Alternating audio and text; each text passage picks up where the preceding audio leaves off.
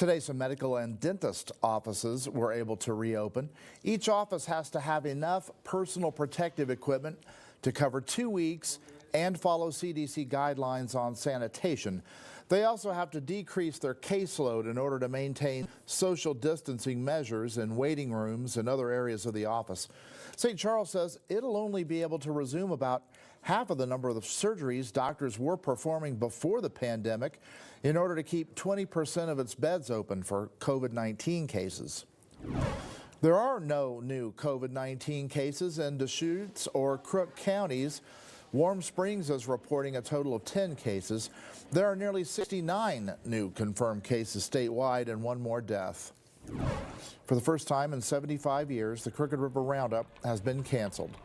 The rodeo was scheduled to begin on June 25th. It draws top professional rodeo competitors from around the world. Organizers say the ban on large gatherings in Oregon forced them to cancel. An announcement will be made about the Crooked River horse races on May 15th. They are supposed to take place in July.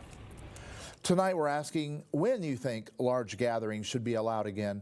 To weigh in, head over to our web poll on the KTVZ.com homepage. Starting Tuesday, people from outside of Oregon will be allowed to hunt and fish in the state. Washington State is also reopening fishing. Both states will allow fishing on the Columbia River on that date as well. Clamming and crabbing on the Oregon coast will remain closed to anyone who's not a resident of Oregon. Police are still looking for a man that led them on a car chase in Bend last night. They say this man, 28-year-old Brendan Cameron, stole a car. Officers spotted the car and pursued it to Fort Thompson Lane north of Bend, where they say Cameron stopped and got out and ran away. They surrounded a trailer at a homeless camp for hours, but later determined he was not inside. There was a crash on Highway 97 just south of Bend. It happened in the northbound lanes this afternoon near the Baker Road exit. Viewers sent us these videos and photos. It appears to involve a truck that was towing another truck. We've reached out to police to learn more. We'll let you know when we hear back. If there's something you think we should know about, you have to send it our way, whether it's a tip, a picture, video, idea, or a story. Just head to KTVZ.com and click on the Share tab. A strong chance for rain is headed to the area, but how long will that last? Katie Zuniga joins us now. The first look at our weather tonight. Katie? Lee, we've already started to see some changes in our skies. It was mostly sunny earlier today into the afternoon, and now we're looking at quite a few clouds in the sky, and it should stay this way for the night and into part of tomorrow. Our temperatures right now are just a little bit warmer than we were this time yesterday, but this does not last into the weekend as we're looking at cooler temperatures ahead. Here's a look at the current temperatures throughout the entire region. We're at 55 in Sun and Sisters, I should say. That's the coolest place we're seeing right now, up to Warm Springs at 71. Those mid-60s we're looking here in Prineville, and then those lower 60s all the way down into La Pine. Tonight we're going to cool off, maybe even a little bit cooler than we were last night. The winds did pick back up again today. We're at 23 miles per hour right now in Redmond, and we should see these winds back off fairly quickly tonight. We're really only looking at light breezes later on in this evening, about 5 to 10 miles per hour. Here's a look at the clouds overhead. You can see there are some showers already along the Cascades, and we could begin to see a few sprinkles tonight, a little bit later this afternoon that carry through tomorrow. We'll go through that in your future track coming up in your full forecast. Lee, back to you. Alaska and American Airlines are requiring all passengers and flight crews to wear masks starting May 11th. Delta's requiring masks for everyone starting Monday. United Airlines is not mandating passengers wear a mask, but the airline will hand them out to people to encourage it. Allegiant Air has not announced a mask policy. On Monday, 5 billboards will go up in Bend and La Pine to honor the graduating senior classes. They'll feature photos of more than 1,200 students. 4 of the billboards will be scattered around Bend on 9th Street, Butler Market, 3rd Street, and Highway 20. The one in La Pine will be on Highway 97 at Moonlight. The Bend La Pine School District said they wanted to celebrate the seniors' accomplishments. The billboards will remain up through June. Businesses in downtown Bend are embracing new beginnings with a maypole celebration. This morning, the Commons Cafe owner, Dan Bauman, led his employees in decorating a maypole. Businesses from around the downtown area placed flowers throughout the day around the pole. Bauman said even though it's not the celebration he would have hoped for, with social distancing rules still in effect, he hopes the pole will still have a positive impact. Now that we're just here as a staff and we can't have a community gathering, we thought we'd still do it and still provide a little bit of color and joy for the people that surround us and walk through here every day. The flowers will stay under the pole through next week. After that, they'll either be picked up or planted in the community plaza. Coming up, we'll tell you just how many people the Bend Warming Shelter helped in its first winter operating. And it's one of the highest ranking offices in Oregon's government, but you may not know much about it. Those stories and more after this. In News Channel 21's 43 years of bringing you the news, we thought we'd covered it all. From wildfires and snowmageddon to local athletes winning gold. But we've never covered anything like this. So News Channel 21 is doing what we do best, bringing you the facts. By talking to officials, writing stories from the field, we're determined to make a difference. Long after this is all over, we will still be here. And this will just be another story we've lived through together. Dang's Vietnamese food is now open, serving the best pho in town, as well as many other Vietnamese specialties. Visit us today. Dang's Vietnamese restaurant, located at the corner of 3rd and Reed Market next to Verizon. Career politician Newt Bueller. Another campaign of liberal lies, trying to hide his record of pushing amnesty for illegals, opposing the Second Amendment, and attacking President Trump. Thankfully, conservatives can rely on Jimmy CRUMPACKER.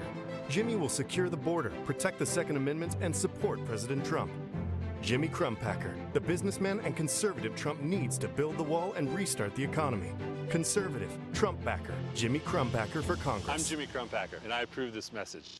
Dang's Vietnamese food is now open, serving the best pho in town, as well as many other Vietnamese specialties. Visit us today. Dang's Vietnamese restaurant, located at the corner of 3rd and Reed Market next to Verizon. Patience. Pass it on. Hundreds of people stayed at the Bend Warming Shelter this winter. Neighbor Impact partnered with Deschutes County Public Safety and the Homeless Leadership Coalition to run the shelter, located behind the county sheriff's office. 327 people stayed there, adding up to nearly 3,500 bed nights provided by the shelter. About 71% of the people there were men. The other 29% were women. The warming shelter stayed open 121 nights in total. This was the first year the shelter was open. 3 Democrats and 2 Republicans are on the ballot in Oregon for the position of Secretary of State. Just how big a role has the office held in the state's history? Pat Doris reports. Oregon's very first Secretary of State was elected way back in 1841, before Oregon officially became a state and before the job was even called Secretary of State. But there was a need even back then. The modern office is held by Bev Clarno, a Republican in her 80s, appointed to fill the job after the death of fellow Republican Dennis Richardson. He died of brain cancer in February of 2019. Secretary was a leader. He had a vision for the agency to serve the people of Oregon with all of our hearts. Clarno is not running for election, but told me recently she is trying to help other states who want to copy our vote-by-mail system during this pandemic. We'll do all we can to help, and the state of Washington will as well. I know we're in constant contact with them. The technical part of the job includes elections, no small task in this age of cyber attacks and coronavirus, along with auditing public agencies, keeping public records, and helping manage state lands. The Secretary has professional directors who lead most of those areas. The Senate will please come to order. On the political side, Secretary of State has been a major launching pad since the 1950s. In 1957, Mark Hatfield won election to the job, then quit 2 years later to become governor and later U.S. Senator. In 1965, Tom McCall won the office, then resigned 2 years later to become governor. We meet today in the face of great challenge and unrivaled opportunity. In 1985, Barbara Roberts won the post, was re-elected in '88, and then resigned in '91 to become the governor. See a pattern here? Oh, and since Oregon does not have a lieutenant governor, the Secretary of State is also next in line if the governor, for some reason, cannot do the job. And I will faithfully discharge the duties of governor. The duties of And that is how Kate Brown ended up taking the oath of office for governor in February of 2015. She had been elected Secretary of State in 2009 and 2012, and when Governor John Kitzhaber resigned, she was ready to step in. We must strengthen Oregon ethics laws to ensure transparency and accountability. So there you go, Secretary of State for Oregon. It might be a job you've never heard of, but the political leaders certainly have for a number of reasons. Last month, Rhea Piniella interviewed all the candidates running for the position, and you can watch those interviews on our website, ktvz.com.